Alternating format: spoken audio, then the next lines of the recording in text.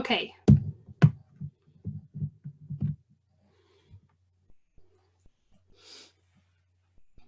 We are going to get started with the coaching. Okay, so no matter how many people show up, I'm so excited to do this because I'm just so pumped about it today.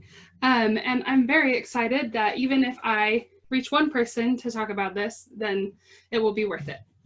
So, as you might know, I am a life coach and I have been learning so much, and I am super stoked to be doing it, to be coaching like this. And I'm a little bit nervous if you can't tell. So the first thing for coaching in general, every coach follows like different models and different patterns to help their clients, their students process their thoughts and process what they do every day. And the Life Coach School follows a model, and I want to teach you about the model very first. And the reason I do this very first is because it affects so much. When we are stuck in feelings of unworthiness, or if we are often feeling like we're not enough, we get stuck in that pattern. And it's not enough just to be aware of the pattern, though that is the first step. It's important to know how that pattern affects every aspect of our life. And so that's what we're going to do with the model today. So the first step of the model is C. It's circumstance. So a circumstance is completely neutral. It's not positive or negative. It's just neutral. So when we have a circumstance, like a circumstance would be, I am 29 years old, or I am a life coach, or I have 3 brothers. Those are all circumstances. Now, we respond to circumstances with thoughts. We have thoughts about the circumstances, right? So if in the circumstance, if we have a circumstance, I'm 29 years old, and we have a thought about that, I could either have a thought that's like, wow, I have so much life left to live, or I could have a thought that's like, man, half of my life is gone. And so that's us responding to a neutral circumstance. Now, the next part is we have feelings because of our thoughts. Our thoughts create feelings. So using that example, if I'm 29 years old, that's the circumstance, and then we have a thought, and that creates a feeling. My thought about being 29 years old, if it's, I have so much life left to live, that leaves me feeling excited and motivated and curious. But if I had the thought, oh, so much of my life is already over, then that leaves me feeling depressed and helpless and maybe lost. And then those feelings lead me to act. And if we act based on our feelings, then what will I do if I'm feeling excited and motivated and curious? I'm going to go out and try and do other things. I'm going to live life to the fullest. But if I'm feeling depressed and helpless, I'm probably going to stay in my room. I'm probably not going to want to improve my life or go very far, right? So our circumstance creates a thought, creates a feeling, leads us to action.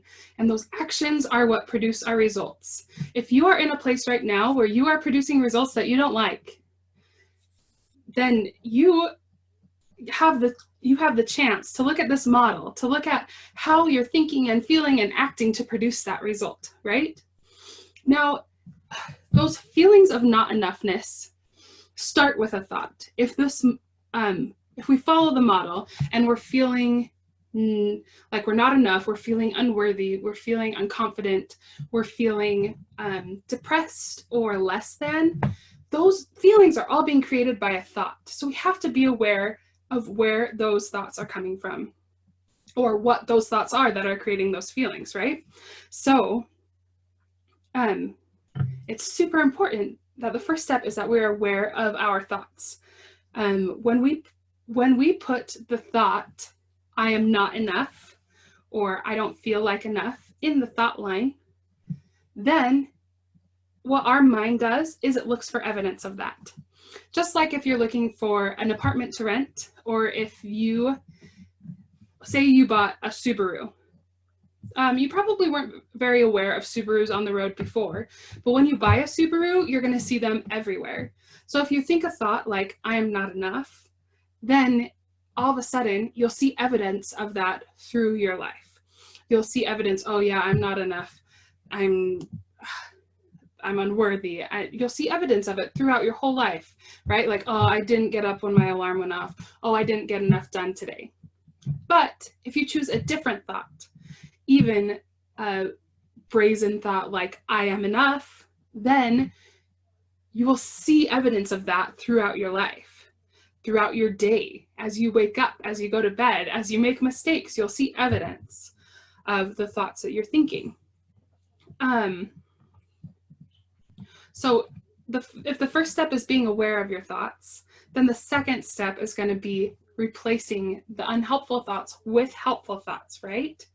So the thing about the thought line is oftentimes we do affirmations like, this is, like we choose affirmations that we might think are helpful. Like we might say things like, I am amazing, or I'm the best mom in the world, or I'm the best businesswoman in the world. Those things, you might want to believe those things, but the thought that you put in the thought line, you have to believe. You can't put a thought there that you don't believe. And even if it's just a little bit, you can put it there, but you don't want to put a thought there that you don't believe, because then you're just repeating a thought that you think is nonsense, right? You have to find a thought that you actually believe.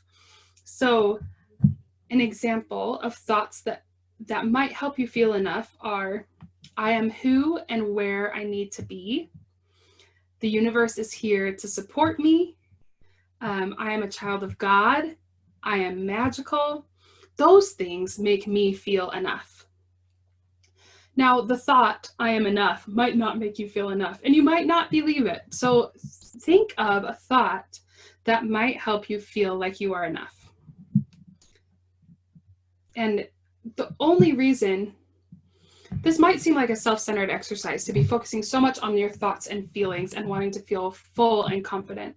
But the thing is, the more you feel full and confident and enough, the more you're going to be able to give to other people. The more you're going to be able to take in the present moment, right?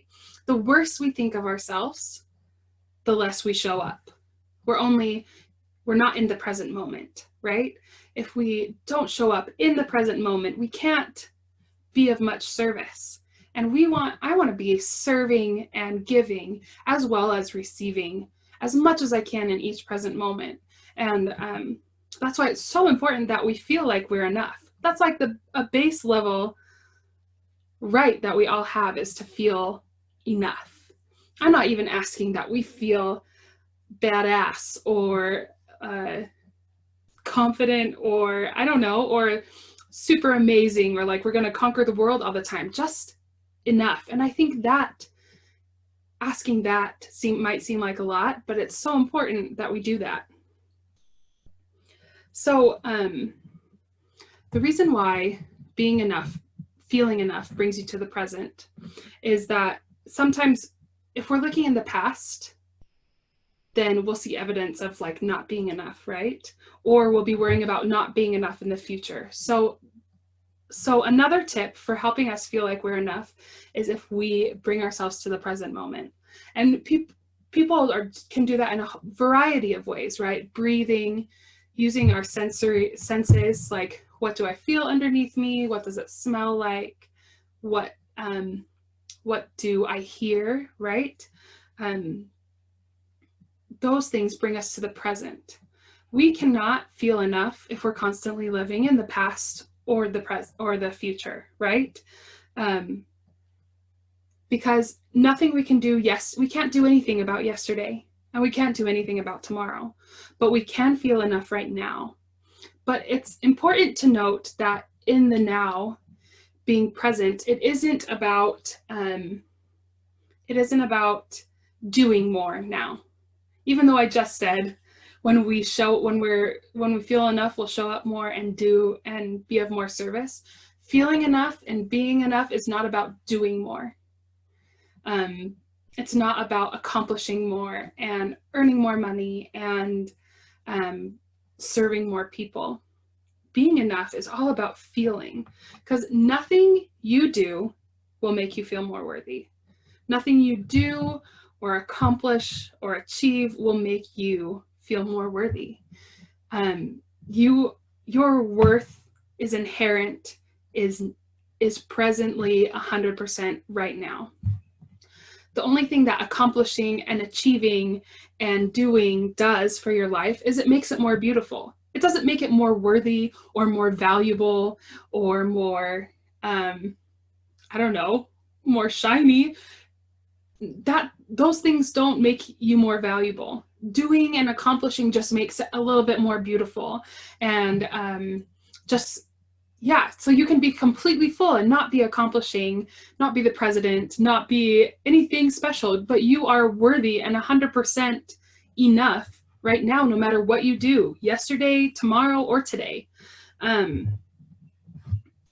I think that's a super important concept, because sometimes we go after actions and goals. And once we get to a goal, we're going to feel more, we'll be worthy then, right?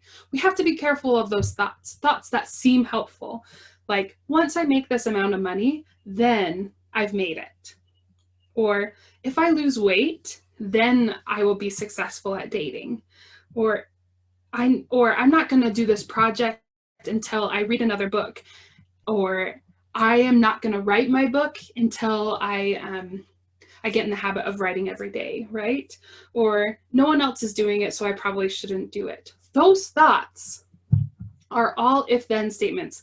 Those are all thoughts that tell me you are basing your worth you're basing your worth on what you do, not who you are inherently. And that's just not true, right? Our worth is inherent. Our worth is not based on the creative projects we fulfill, or the amount of money we make, or the time we get up in the morning. Our worth is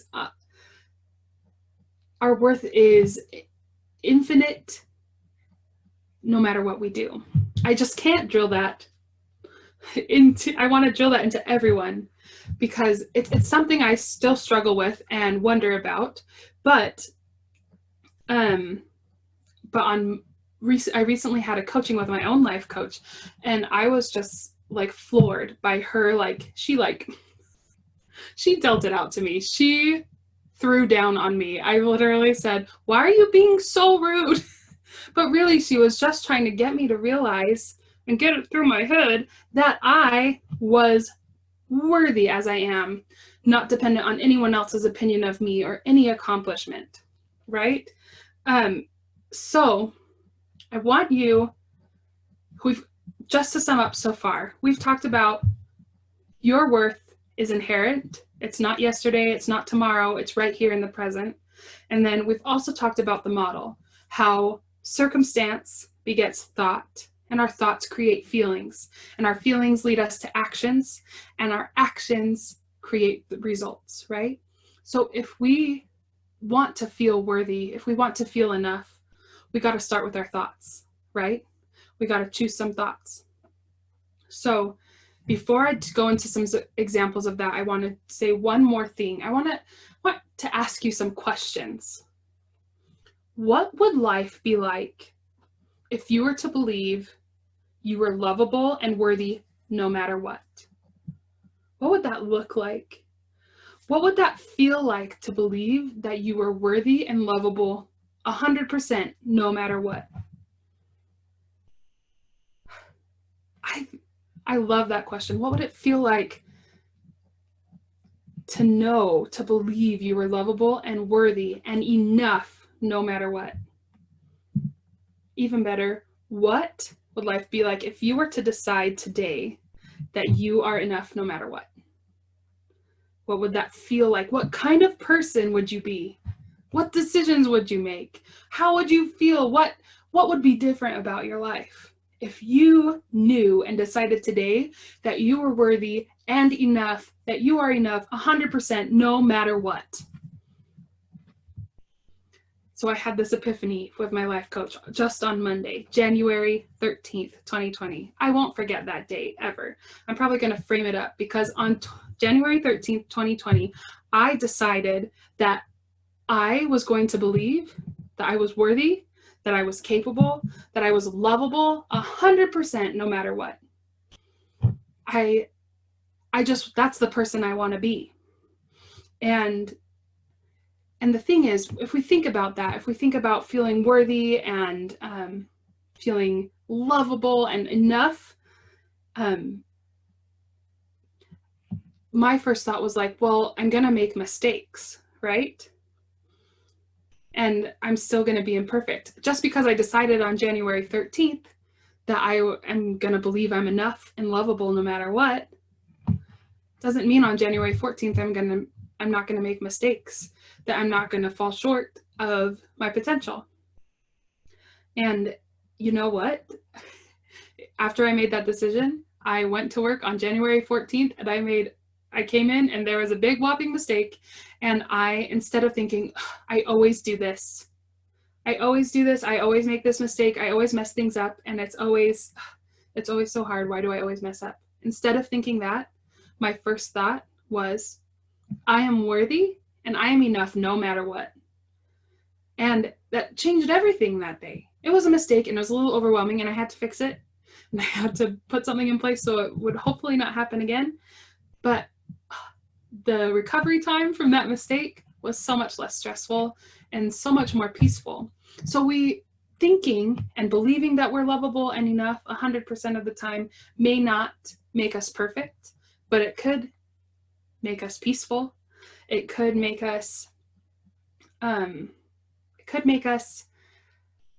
more beautiful. It could make us more relaxed and grateful. And if you don't want to be any of those things, then you don't have to watch this. But I would love some more peace in my life. I would love some more love. I would love greater capacity to look after others instead of looking after my own mistakes and focusing on myself. That's another thing my coach has told me. She's like, why is everything so much about you, Jenny?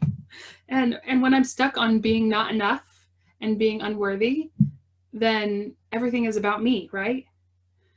It's not and I don't want it to be about me. I could have decided that tonight I was not enough. I didn't know enough to share this life coaching, and I didn't, that not enough people would come, that people wouldn't be interested.